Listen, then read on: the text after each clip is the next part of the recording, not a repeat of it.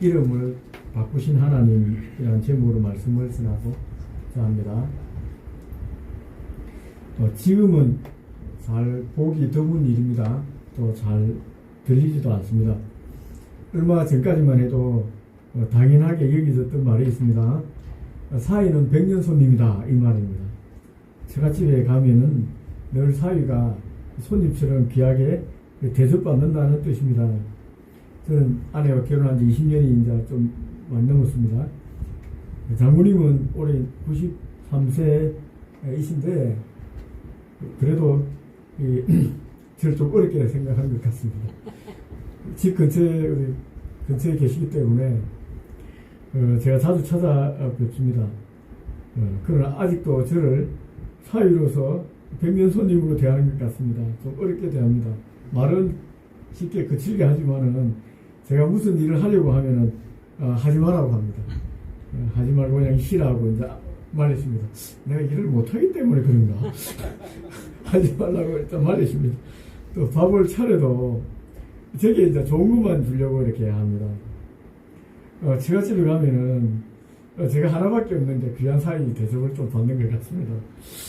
그런데 이제 제가 이제 심리상담대학원 야간반에서 공부를 했었는데 그때 여자 교수님 한 분이 자기 남편이죠. 남편이 자기 친정 어머니한테 얼마나 대접을 잘 받았는지 얘기를 한 적이 있습니다. 그 얘기를 듣고 야, 저 교수님 모친은 정말 사회를 정말 어렵고 이제 백년 손님처럼 되겠구나라는 생각이 들었습니다. 그분은 사이가 오면은 옛날 사람이기 때문에 살림이 어려운 가운데도 닭을 잡았다 합니다. 사이가 오면 지암닭을 잡다시 닭을 잡았는데 한 번에 2마리씩 잡았다는 거예요. 2마리. 이제 형제들도 많고 이제 아들들도 많고 딸들 많으니까 이제 2마리 잡으면 이해가 되는데 닭 2마리 잡으면 닭다리가 4개가 4개입니다. 2마리니까. 근데 닭다리를 3개를 사위한테 준다는 거예요. 하나는 장남한테 딱 준다는 거예요. 장남은 가문을 이어야 되는 장남이니까 하나 주고 사위한테 닭다리 3개를 준다는 겁니다. 왜 3개를 주겠습니까, 여러분? 저는 잘 모르겠는데 받아먹는 사위는 알 것 같습니다. 사위 3개, 닭다리 3개 받아먹는 사위가 마음이 얼마나 감동을 느꼈을까요? 사위 이제 장모님 사랑이 얼마나 깊이 느껴졌을 것 같습니다. 정말 우리 장모님도 닭다리 3개는 주지 않았는데 이제 닭다리 3개를 받은 사위 마음속으로 정말 장모님 나를 사랑하는구나. 이 장모님이 이제 말도 그렇게 하지만 행위로서 자기 아들들도 많은데 이 닭다리 3개를 사위한테 주니까 이 사위가 이제 감동을 묻는 거예요. 그 모습을 보고 이 처남들이라든지 이제 가족들이 뭐라고 생각하겠습니까? 아, 우리 사위는 귀한 사위구나. 이제 귀한 매제로 되어야 되겠다. 이렇게 생각했을 것입니다. 그래서 그런지 그 교수님 이제 오라버니 이제 오빠들이 많은데 이제 해외에 사는 사람이 많답니다. 모일 때마다 이제 껴있는 농담을 합니다. 사위 보고 자네는 닭다리 3개 먹었지. 우리 못 먹었는데 이 말 하면서도 그때 이제 습관이 비해서 사위가 자기 매제죠. 매제를 보러 오면 꼭 정말 귀한 선물들을 가지고 온다는 거예요. 자기 어머니한테 보고 배웠으니까 좋은 거를 이제 자기 매제한테 주는 거예요. 명품 선물을 갖다 준다고 합니다. 지금도 여기서 오면은 여러분 이 사위 되는 분이 교수님 남편 되는 분이 이렇게 귀한 존재가 된 이유가 무엇이겠습니까, 여러분? 아주 단순합니다. 장모님이 그렇게 대했기 때문에 장모님이 사위를 아우 귀한 사위 하면서 이렇게 막 대해줬기 때문에 이제 이렇게 귀한 사위가 된 거예요. 장모님이 왜 그렇게 하셨을까요? 이유는 다 알고 계시겠죠, 여러분? 사위가 딸에게 잘해주기를 바라는 마음이라 해서 그렇게 했습니다. 그러나 이 사위가 귀한 사위가 된 것은 변함이 없습니다. 이처럼 우리가 가지고 있는 정체성은 새롭게 만들어질 수가 있습니다.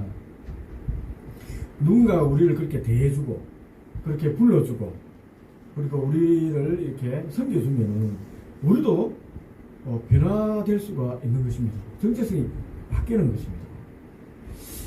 이 아브라함은 99세의 노인입니다. 오늘 본문에 보면 이제 살 만큼 살았다고 할 수 있는 나이입니다. 99세 이제 할아버지가 어떻게 자기의 새로운 정체성을 만들어 가겠습니까? 새로운 삶을 이렇게 바꿀 수가 있겠습니까? 아니, 바꾸고 싶지 않을 것 같습니다. 그냥 이대로 편하게 살고 싶은 것이 아마 아브라함 마음이 있을 것 같습니다. 실제로 이제 아브라함도 그렇게 살고 싶었어요. 그에게는 86세 안에 사례가 있습니다. 그런데 86세 안에 사례가 안에 사례가 아닌 여종입니다. 하갈에게서 아들 하나 얻었습니다. 그 아들 이름이 이스마엘입니다. 13살 됐는데 이스마엘을 이제 데리고 놀고 키우는 재미가 너무 솔솔한 거예요. 그러니까 그냥 이대로 살면 좋겠다라고 생각했습니다. 근데 원래 이제 사라에게서 자식이 나야 되는데 하갈에게서 난 거예요. 여종에서. 아브라함이 75세 때 하나님이 나타나셔서 본토 친척 아버지 집을 떠나서 내가 네게 지시할 땅으로 가라고 하셨습니다. 그러면 내 자손이 큰 민족을 이룰 것이라고 약속을 하셨습니다. 아브라함은 그 약속을 믿고 길을 떠난 것입니다.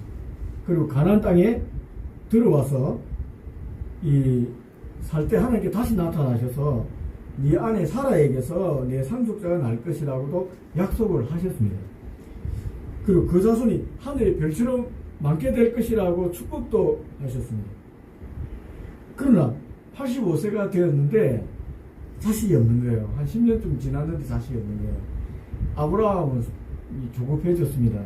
그 모습을 본 아내 사라가 미안한 거예요. 자식을 못 낳으니까. 그래서 아내가 자기 여종 하갈을 주면서 하갈 보면서 아들 얻자고 이렇게 제안을 했습니다.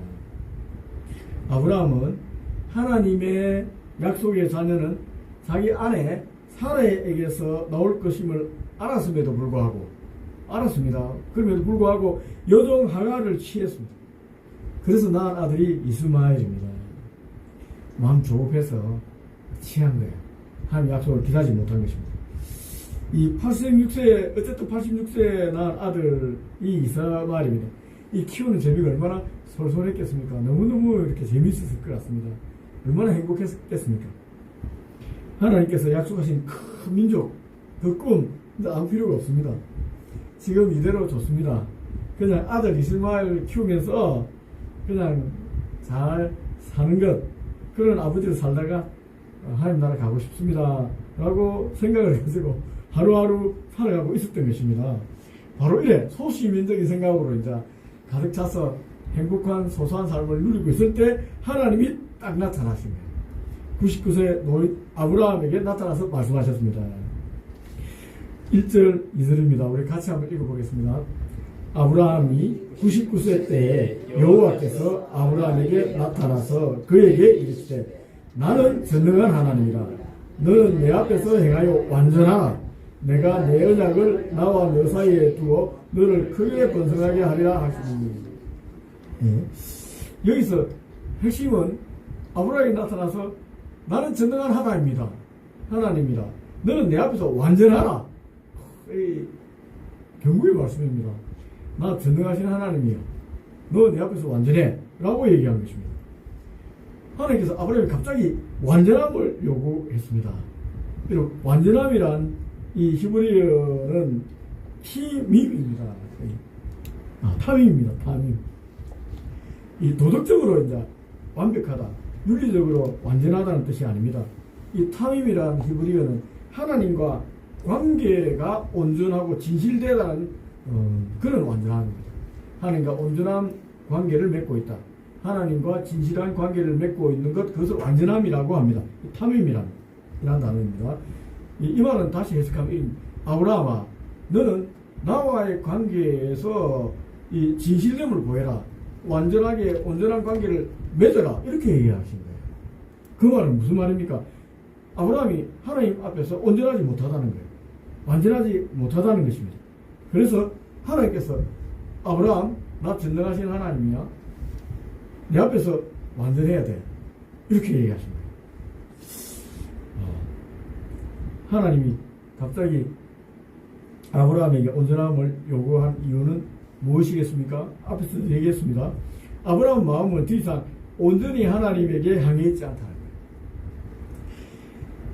반쯤은 13살을 먹은 아들 이스마엘에게 가 있는 것입니다. 이스마엘 키우는 즐거움에 빠져서 하나님 약속을 다 잊어버렸어요. 이 하나님 관계라는 것은 서로 약속을 서로 신뢰하면서 약속을 지키는 거잖아요. 약속을 잊고 있는 것입니다. 아브라함 99세요. 아내 89세란 또 현실적인 나이를 고려해 볼 때 이미 이스마엘이라는 자신의 아들이 있기 때문에 이제 아내 사라에게서는 자식이 생길 것을 포기한 것입니다. 이스마엘이 후계자로 받아들이고 마음속으로 만족하고 있었던 것입니다. 이게 완전하지 못한 거예요. 하나님과 약속이 있잖아요. 하나님 자식을 주겠다고 끝까지 믿어야 되는데 거의 포기하고 있었던 것입니다. 하나님께서 그동안 침묵하셨던 이유도 바로 여기에 있을 수도 있습니다. 13년간 아무 말씀 안 하셨거든요. 근데 다르게 생각하면 아브라함이 하나님의 말씀을 듣지 않았을 수도 있고 하나님을 찾지 않았을 수도 있습니다. 왜? 이스마엘 키우는 재미가 너무 좋으니까. 하나님과의 관계에서 온전하지 못한 마음이 하나님의 약속을 가로막고 있었던 것입니다. 그래서 하나님이 아브라함에게 나타나서 온전해라 라고 요구하고 있습니다. 하나님의 약속은 아내 사라에게서 난 자식을 통해서 큰 민족을 이루겠다는 것입니다. 그러나 여러분, 아브라함은 그 약속을 잊고 있습니다. 왜 잊고 있습니까? 자기는 이스마엘 하나만 있으면은 그냥 아버지 노릇하고 편히 살 수 있기 때문에 그렇습니다. 그리고 하나님이라도 99세 자신과 89세 아내 사라에게서는 자식을 낳지 못할 것이라고 생각하고 있었습니다. 그래서 이 말 듣고 웃었던 것입니다. 17절 18절을 보십시오. 아브라함이 엎드려 웃으며 마음속으로 이르되 100세 된 사람이 어찌 자식을 낳을까? 사라는 90세이니 어찌 출산하리요 하고 아브라함이 이에 하나님께 아뢰되 이스마엘이나 하나님 앞에 살기를 원합니다. 이게 이제 아브라함의 좋은 마음이었던 거예요. 웃었단 말이에요. 하나님 말씀을 웃어버렸습니다. 여러분. 그러니까 하나님께서 나타 천마디가 이런 말씀입니다. 나는 전능한 하나님이다 라고 천마디를 하신 거예요. 그리고 내 앞에 완전해 라고 하신 것입니다. 하나님이 이런 아브라함 마음을 알면 좀 화를 낼 것도 같은데 웃으면서 얘기하더라도 하나님께서는 화를 내지 않습니다. 그리고 다른 방법으로 이 아브라함 믿음을 회복시키십니다. 하나님은 아브라함의 이름을 아브라함으로 바꾸셨습니다. 그의 정체성 자체를 새롭게 이제 만들어 주신 겁니다. 아브라함은 높은 아버지란 뜻이에요. 한 가정의 가장 우두머리 되는 아버지란 뜻입니다. 그는 아브라함은 단순히 한 집안의 가장, 곧 이스마엘의 아버지로서 그냥 살겠다고 이직하고 있었던 것입니다. 나 아브라함으로 살래 하고 있었던 것입니다. 하지만 하나님은 그 이름을 아브라함으로 바꾸셨습니다. 이 아브라함이라는 뜻은 많은 민족의 아버지라는 뜻입니다. 이름에 하음이 추가되면서 많은 다수란 의미가 더해진 것입니다. 이 변화는 여러분 단순히 이름을 바꾼 것이 아닙니다. 아브라함이 앞으로 이스라엘이라는 민족의 조상이 될 것이라는 새로운 정체성을 부여한 것입니다. 나아가 이스라엘을 통해서 오실 주님을 통해 모든 열방의 믿음의 조상이 될 것이라는 것을 의미하고 있는 것입니다. 하나님께서는 한 집안의 아버지에 불과했던 이 아브라함을 약속의 민족을 넘어 모든 믿는 자의 영적인 아버지 아브라함으로 만드시고자 하신 것입니다. 지금 그것을 선포하고 있는 것입니다. 사례도 마찬가지입니다. 사례란 나의 공주란 뜻입니다. 공주란 뜻입니다. 이 뜻에서 사라로 바꾸셨습니다. 사라는 열국의 어머니란 뜻입니다.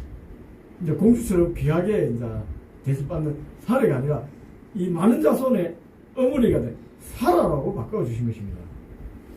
그리고 사라에게 태어난 아들 이름을 이삭이라고 하라고 분명히 확정해 주셨습니다. 내가 거짓말 하는 게 아니야. 내년 이맘때 언제 태어난 날짜까지도 분명히 얘기하셨습니다. 그리고 이름도 이삭이라고 해라. 하나님께서 반드시 자식을 주겠다고 약속하신 것입니다. 19절입니다. 하나님이 이르시되 아니라 내 아내 사라가 내게 아들을 낳으리니 너는 그 이름을 이삭이라 하라. 내가 그와 내 언약을 세우리니 그의 후손에게 영원한 언약이 되리라. 이제 이 정도 했으면은 하나님께서 아들을 주실 것이란 분명한 얘기지 않습니까? 이 정도 날짜까지 못 박아줬잖아요. 내년 이맘때 아들 낳는데 이름은 이삭. 진짜 확정해 주신 것입니다. 이 이삭이라는 뜻은 여러분 웃음이라는 뜻입니다. 그가 웃다라는 뜻입니다. 이 이름을 하나님께서 지으신 이유도 분명하지 않습니까? 이 두 가지 의미가 있습니다. 반성, 아브라함, 니 웃었지? 반성 좀 하면 살아, 평생. 근데 하나님 말씀 듣고 웃었다는 사실 잘못이잖아요. 반성하면 살아. 이런 의미가 있습니다. 아브라함이 99세라는 자신의 나이와 89세 아래 사라의 나이를 보고 하나님의 약속을 의심해서 하나님 전능성을 불신해서 웃었지 않습니까? 아들 이삭이 태어나면 아들 이름을 부를 거 아닙니까? 이삭 부를 때마다 이 이름을 기억하면서 내가 하나님을 의심했었지. 하나님 죄송합니다. 라고 이렇게 자신을 돌아봐라는 의미가 첫째입니다. 두 번째는 기쁨의 웃음입니다. 기쁨의 웃음. 이 사라의 입장에서 얼마나 기쁘겠습니까, 여러분? 하나님 약속이 실제 응답되었을 때 그 나오는 이 기쁨, 여러분, 이 기쁨을 어찌 이해하겠습니까? 그 기쁨의 의미를 미리 담아서 이삭이라고 하라는 거예요. 이 사라의 입장을 한번 생각해 보십시오. 자식이 없다고 얼마나 이렇게 수치와 수모를 많이 당했습니까? 지금 시대에는 관계없어요. 지금 애 나래도 안 낳는 분위기지만 그때는 아들 하나 없는 게 정말 죄스럽게 생각했던 시기인데 얼마나 그랬으면은 여성을 남편에게 이렇게 아들 낳도록 이렇게 동침까지 시키겠습니까? 그 정도 시대의 분위기상에 한이 맺혔을까요? 성렬하고 자식 못 낳는 여자가 얼마나 손가락질 받았겠습니까? 아픔을 아는 아브라함이니까 아내에게 웃음을 한번 찾아주고 싶다 해서 하나님께 75세 많은 민족을 약속하니까 고향과 본토 친척집을 떠나서 간 거 아닙니까? 그래서 진짜 웃음을 찾아줬잖아요. 90세 이삭이 태어난 아브라함 이삭의 사라에게는 이 기쁨의 웃음, 하나님 응답된 웃음, 하나님께서 이렇게 나에게 은혜를 베푸셨구나 라고 이삭을 쳐다보고 부를 때마다 기억하라는 것입니다. 결국 이삭이라는 이름은 아브라함에게 자신의 나약한 믿음을 반성하게 하면서도 하나님의 신실하심과 은혜를 기억하고 감사하라는 의미에서 이삭이라고 지어라 라고 했던 것입니다. 그래서 우리 하나 더 생각해 볼 게 있습니다. 과연 자신의 이름을 아브라함 이름을 바꾸셨다고 해서 이 정체성이 바뀔까요, 여러분? 우리가 이름을 바꾸면 정체성이 좀 바뀌겠습니까? 정체성은 여러분, 개인이 자신을 어떻게 인식하고 이해하고 있는지를 중심으로 형성됩니다. 나는 어떤 사람이야? 두 사람이 나를 어떻게 규정, 나는 이런 사람일 것 같아. 라고 이해하고 있는 그것을 기본으로 해서 나는 어떤 사람이라고 판단하고 정체성을 가지게 됩니다. 하나님께서 아브라함의 이름을 아브라함을 바꾸자, 라함을 바꾸자. 주위 모든 사람들이 아브라함을 부를 때 아브라함이라고 부르기 시작했습니다. 아브라함 이게 아니고 아브라함 아내 사례부터 먼저 그렇게 불렀습니다. 아브라함 아내를 향해서 사례가 사라라고 결국의 의미라고 부르죠. 그러니까 자기 하인들, 식솔들, 이웃들도 전부 다 아브라함이라고 부르시잖아요. 아브라함 이렇게 하나님을 비롯한 모든 가족들, 주변 이웃들이 그를 아브라함, 많은 민족의 아버지라고 부르기 시작하자 아브라함의 마음이 이상해졌습니다. 이 아브라함의 마음이 어떻게 되었겠습니까? 한두 번 듣는 게 아니고 매일같이 이제 아브라함을 들으니까 아브라함으로 결국에 아버지로 정체성을 가지기 시작했습니다. 나는 아브라함이지. 나에게 큰 민족을 주신다고 하나님 약속하셨지. 나는 큰 민족의 아버지가 될 사람이야. 이제 아브라함 마음가짐이 변한 것입니다. 점차 아브라함의 이름에 걸맞는 사람으로 인식하기 시작했고, 그렇게 걸맞게 행동하기 시작했습니다. 이것이 정말 놀라운 변화를 일으키는 것입니다. 사람은 자신을 부르고 행동하는 대로 이제 움직이는 경향이 있습니다. 저 역시 마찬가지입니다. 그래서 처음부터 목사였던 것은 아닙니다. 신학대학은 1학년 말부터 이제 교육전도사로 교회를 섬겼습니다. 그때 교인들이 저를 처음으로 전도사님이라고 불렀습니다. 제가 처음에 정말 당황스러웠어요. 전도사가 되었구나. 전도사님. 좀 어색했는데 자꾸 전도사라 부르니까 이제 전도사로서의 정체성을 가졌어요. 그러다가 목사 안수를 받았습니다. 그때부터 전도사라고 부르던 우리 성도님들이 갑자기 또 바뀌어서 목사님이라고 부르기 시작했습니다. 그래서 처음에는 이 목사 좀 어색했지만은 자꾸 불러주자 제 스스로 이제 목사라는 것을 인식하기 시작했습니다. 그리고 목사처럼 말하고 목사처럼 행동하게 되었습니다. 시간이 많이 흘렀습니다. 그러면서 나는 목사라는 정체성을 자연스럽게 가지게 되었습니다. 그리고 그렇게 행동하고 있습니다. 살아가고 있습니다. 물론 이 모든 것은 하나님께서 기름 부어주신 은혜라고 생각합니다. 그러나 어쨌든 하나님께서 저를 세워주셨고 여러분들이 성도님들이 저를 목사로 만들어 주신 것입니다. 그러니까 내가 목사의 정체성을 가지고 그렇게 생각하는 거죠. 우리 장로님들도 마찬가지죠. 장로님이 이 투표로 되는 순간에 성도님들이 장로님 우리 장로님 하면은 우리 장로님이 되는 겁니다. 우리 권사님도 권사님 우리 권사님 권사님이 되는 것입니다. 집사님의 정체성을 가지고 되는 것입니다. 다 자기 정체성은 자기 스스로 어떻게 느끼고 행동하는 겁니다. 하나님은 아브라함과 대화하시면서 단순히 이름만 바꾸신 것이 아닙니다. 언약을 다시 세우셨습니다. 그리고 언약의 표징으로서 내가 반드시 이 언약을 지킨다 라는 표징으로서 할례를 행하라고 하셨습니다. 여러분, 할례는 여러분 잘 알고 계시겠지만은 이름이 할례가 어렵지 않습니까? 이 남자의 성기의 표피를 자르는 것입니다. 금나는 게 아닙니다. 이 포경수술을 한다고 합니다. 어른들이 포경수술하면 좀 그렇겠지만 어린 나이 할 때는 아무것도 아니거든. 다 이렇게 포경수술하는 것입니다. 그러나 당시에는 아주 위험한 거예요. 요즘 좀 이 보건 의료기술이 발달되지 않았기 때문에 아주 위험한 행동이었습니다. 이 할례는 몸에 이제 표식을 섬긴다는 의미에서 이 영원한 약속을 할 때 할례를 하게 한 것입니다. 이 의미는 너는 내 것이고 나는 너희 하나님이다 라는 관계를 확정시켜 주는 것입니다. 이건 아브라함 개인만이 아니라 그의 후손 대대로 전해지는 언약입니다. 계속 너희 후대는 계속 그렇게 하라는 거죠. 신약 성경에서는 이 할례가 결국 예수 그리스도 안에서 완성되었다고 말하고 있습니다. 바울은 고린도서 2장에서 너희는 그리스도의 할례로 마음의 할례를 받았다라고 선언했습니다.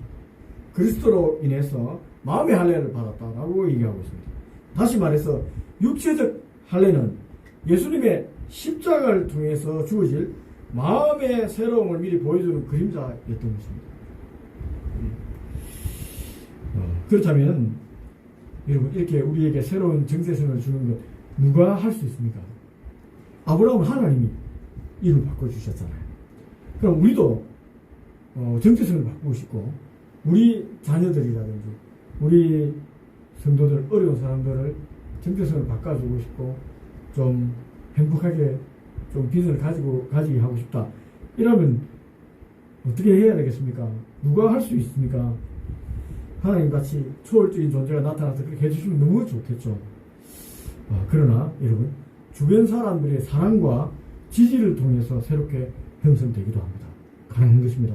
제가 서두에 언급한 이 교수님의 남편 사이가 귀한 사이가 된 것도 이 장모님 덕분이었습니다. 장모님 귀하게 사랑해 주셨잖아요. 제가 목사로 설 수 있는 것도 성도님들의 인내와 기도 덕분입니다. 제가 설교를 처음 할 때 우리 성도님들이 교육전도사라서 제가 이제 처음 앞에 서니까 우리 어르신들이 전부 걱정이 돼서 쳐다보고 이렇게 한참 제가 잘하든 말든 한마디만 보겠거든요. 근데 아멘도 잘 안 하는데 내가 한마디 하니까 다 아멘하고 처음 한다고 이제 격려해 주시고 그래 끝나니까 잘했다 수고했다. 네, 그 식은땀이 얼마나 이렇게 많이 흐르는지 모릅니다. 이제 그랬던 제가 점점 이렇게 다듬어지고 목사로 되는 거예요. 우리 성도님들 인내해 주시고 격려해 주시는 거예요. 그래 바뀌는 겁니다. 부모님의 격려와 부모님의 또 관심으로 자녀가 바뀌었어요.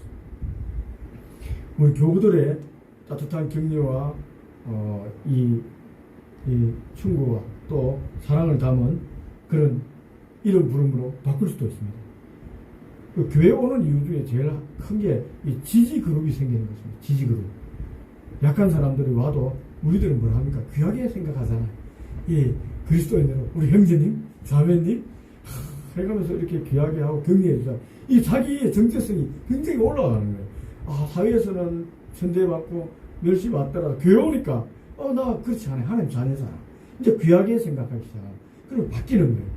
그래 우리 젊은 세대들도 격려하고 할 수 있다. 조금 더 인내하면 돼. 우리 어르신들이 격려해주고 기도할게. 이러면 이게 우리의 지지 기반이 돼서 앞으로 뻗어나갈 수 있는 것입니다. 지금 여러분들은 어떤 정체성을 가지고 있습니까? 한번 생각해 보세요. 나는 어떤 사람으로 규정하고 있는가 한번 생각해 보십시오. 만약 잘 모르시겠다면은 나만의 이야기를 한번 만들어 보십시오. 한번 적어 보십시오. 나는 어떤 사람인 것 같아라고 한번 이야기를 한번 적어 보십시오. 근데 자꾸 그걸 이제 나는 어떤 사람 생각하는데 자꾸 남이 나를 규정하는 나가 자꾸 생각나면은 그 나가 아닐 수가 있습니다. 진정한 자기가 아닐 수 있어요. 남들이 생각하는 정체성이 나의 정체성으로 받아들이고 지금 정체성 혼란을 겪고 있는 것입니다. 내 이야기를 스스로 할 수 있을 때 내 정체성이 나의 정체성이 바로 서는 것입니다. 그렇다면 어떻게 바른 정체성을 가지고 변화시킬 수 있을까요? 우리 예수 믿는 사람은 하나님 앞에 우리가 서면은 바른 정체성을 가지게 됩니다. 하나님 앞에 단독자로 딱 서 보십시오. 그럼 내가 어떤 존재가 되는지 어떤 존재인지 우리 깨닫게 됩니다. 세상의 욕망을 하나님 앞에서는 다 내려놓습니다. 타인의 기대에 맞춘 나의 정체성도 다 내려놓게 됩니다. 이런 것들은 몇 개 아니에요. 쉽게 무너집니다. 다 내려놓고 하나님 앞에 딱 서는 거예요. 내가 하나님 앞에 내가 지금 내 스스로 빨간벗은 내가 단독자로 딱 쓸 때 내가 어떤 존재인가 보게 됩니다. 부모님, 친구, 회사의 기대는 나의 정체성이 아니라 타인의 기대일 뿐입니다. 우리의 참된 정체성은 주님의 십자가 앞에서만 발견할 수가 있습니다. 그래서 늘 십자가 앞에서 내가 어떤 존재지. 그리고 딱 정확한 게 하나는 있잖아. 나는 그리스도인이잖아. 하나님 사랑 아들이잖아. 다른 건 뭐 잘 몰라도 내가 그리스도인이고 하나님 자녀라는 정체성 십자가 앞에 서면 분명합니다. 구원받은 사람입니다. 나머지는 다 곁다리들이 말씀을 맺습니다. 사랑하는 성도 여러분, 우리 안에 있는 어떤 부정적인 정체성이 있다면 주님의 십자가 앞에 가서 다 내려놓으시기 바랍니다. 이 부정적인 것 가만히 생각해 보면 다 남들이 나를 평가하는 것입니다. 세상의 기준으로 내가 타인의 평가하에 있을 때 내가 부정적인 거예요. 하나님 십자가 앞에 있으면 나에게 있는 이 부정적인 것들이 전혀 부정적인 것이 아닙니다.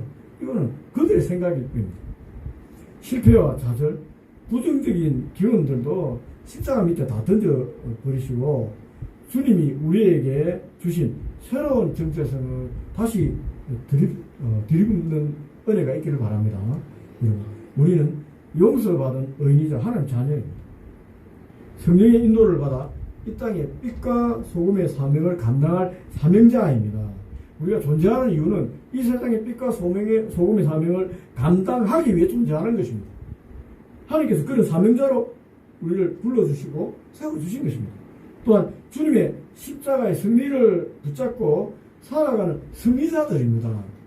십자가의 승리를 붙잡고 있는 사람들은 여러분 패배할 수가 없습니다. 그리스도 옷 입고 새로운 정체성을 덧입고 승리하는 여러분의 삶이 다시 시작되기를 정말 주님의 이름으로 축복합니다.